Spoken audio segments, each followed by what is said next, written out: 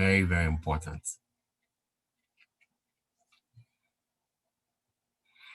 So let's talk about opening balances. Opening balances.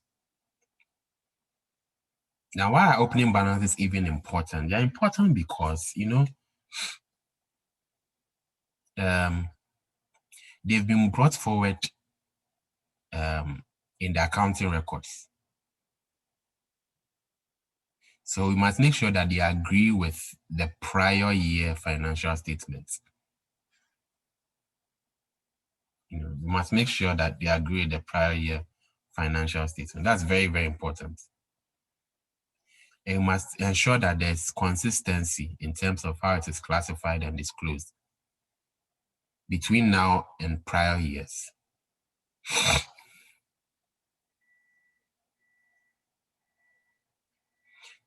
The ISA 510 helps us a lot.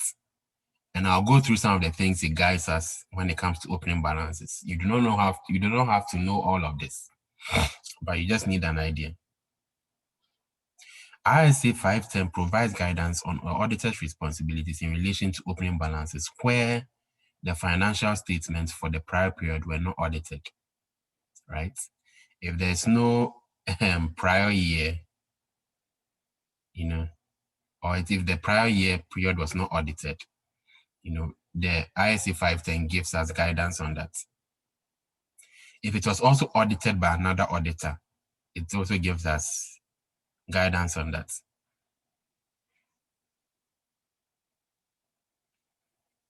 So what will be the objective of the auditor here? The objective of the auditor will be to ensure that the opening balances contain misstatements that materially affect the current period's financial statements.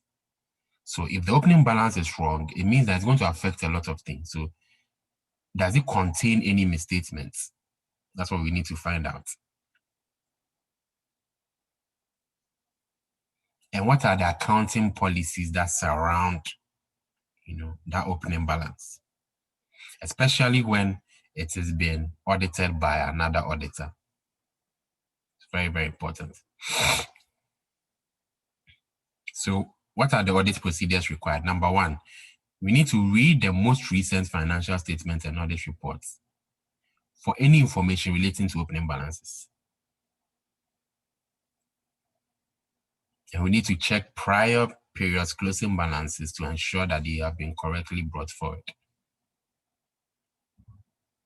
It's very, very important. It's very, very important.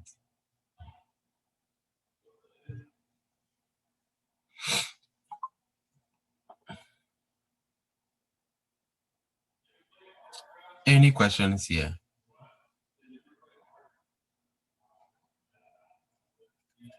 Am I at the right place?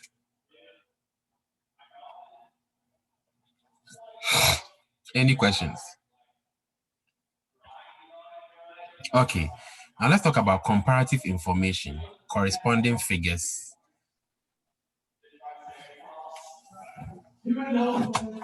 Corresponding figures and comparative financial statement. We've talked about opening balances. Now let's talk about comparative figures. Now, audit procedures that have been carried out on comparative figures, are significantly less than those carried out on current year figures.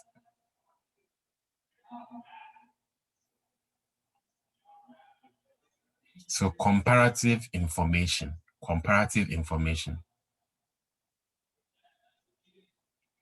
So ISA 710 is saying that this comparative information should agree with previous period, should agree with the prior year period. The accounting policies also must be consistently applied, you know, similar to what we are talking about in opening balances. So the opening balance should tie to the closing balance of prior year. The comparative information here should also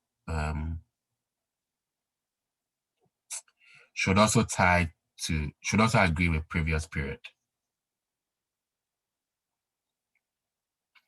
The auditor here is required to perform additional procedures if he becomes aware of a possible material misstatement, and must obtain written representations. I don't know if you've realized, but as you go through audits, you see that it's some core answers that run through.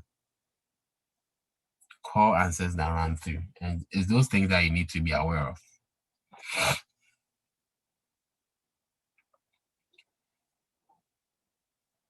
I don't know if you have any questions so far. Okay.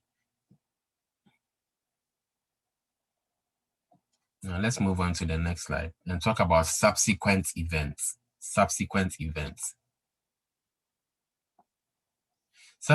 events on the accounting side, or international IAS, is IAS 10, and we are trying to solve a past question on that at that time.